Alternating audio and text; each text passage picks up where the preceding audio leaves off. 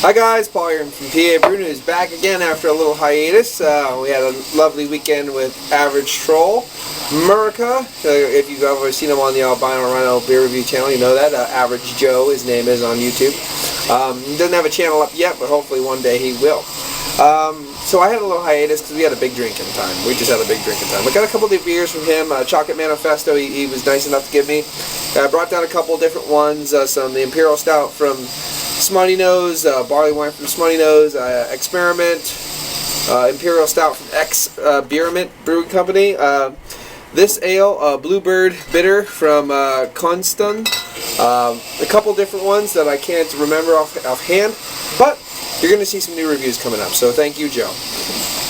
Here's one he brought me. This is RCH Brewery Ale Mary. This is a Camera Gold Medal winner from 2001, the campaign for Real Ale from England. So this should be a bottle-conditioned, a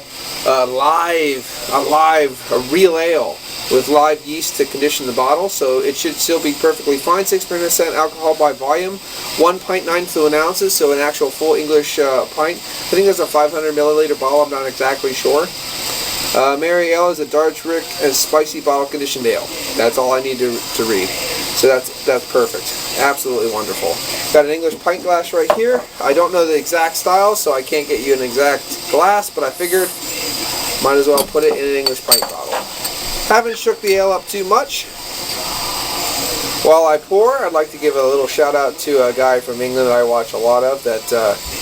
He was actually one of my first subscribers, Terry K from Beer Goggles Reviews. So if you're not actually watching Beer Goggles Reviews, please go do so. He's an extremely intelligent man, and well, I say that loosely. He's kind of a dick. No, I'm kidding. He's a great beer reviewer, just extremely entertaining to watch. Very knowledgeable about the beer. Probably going to put all the sedimentation in there. I'm going to shake it up, probably put it all the way in. I'm not going to be scared about it. As Terry always says, as long as it's not peas and carrots, he's okay with it. But for right now, I'm going to do it without the sedimentation. Streaming carbonation, really lively looking beer. Excuse me. Copper bronze kind of color. Slightly off-white head, big pillowy head. Actually, it looks like if you just put it like this, sometimes it looks like a nice Marzen lager. Wow, that's a lot of stewed dark fruit. Kind of almost like it reminds me a little bit of a fruit cake. Cinnamon spice, clove spice. Yeah, they're kind of like dark stewed fruits, and then mixing with that cinnamon and clove aspect. Almost a slight bit of mint in there, earthiness. Wow, yeah, that's definitely that's interesting. Actually, I don't know, this smells very just like a Christmas ale. Just the kind of aspects you're kind of pulling off of it. Very, very Christmas. It's very seasonal, very festive. Alright, let's get a taste on it. Cheers.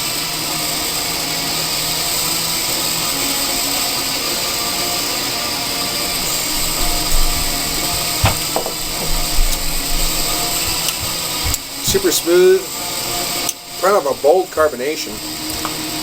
Slight twinge of a cherry in the back end of it.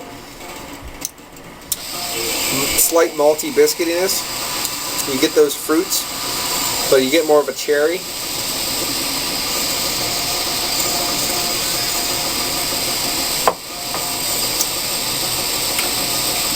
Yeah, very tart, a tart cherry at the end of it, or maybe even a cranberry. Should be a little bit more. Let's shake it up. Ethan says the Ohio swirl. I'll give this one a Pennsylvania swirl.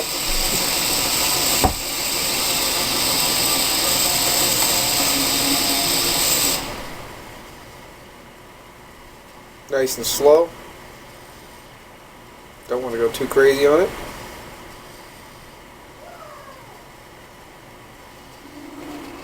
Okay. Alright, just swirl it around. Okay, just this soft sediment. I mean, it's just a nice murky sedimentation that's going through. cloudiness, clouding the whole thing up.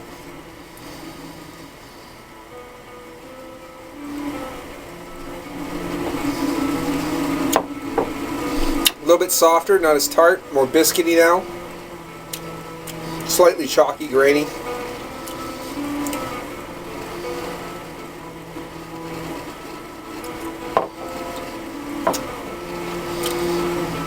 Yep, just soft caramels, biscuitiness, a little bit of cranberry in there. I don't know if it's supposed to be like that, but that's what I'm getting. Interesting.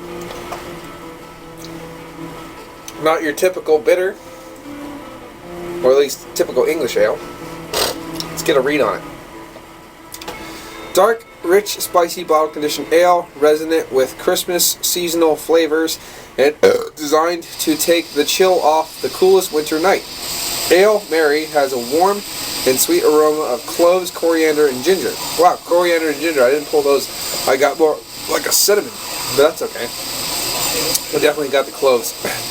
Our palate provides touches of rum, raisins, and sultans with a dry, fruity finish. Absolutely.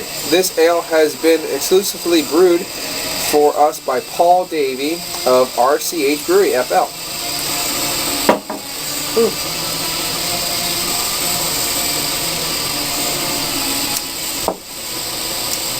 Spot on. Spot on. I can see what they're saying about rum, with that kind of dark, the soft sweetness and the dark fruits. But yeah, they're definitely that kind of like a cherry or a cranberry finish to this one. A little bit of tartness. Super easy to drink. 6%. Nice.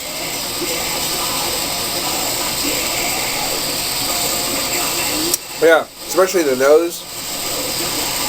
The nose died down a little bit when you put the sedimentation in, but it's very nice. Not the greatest beer I've ever had, especially with this kind of that drier, kind of tart finish to it.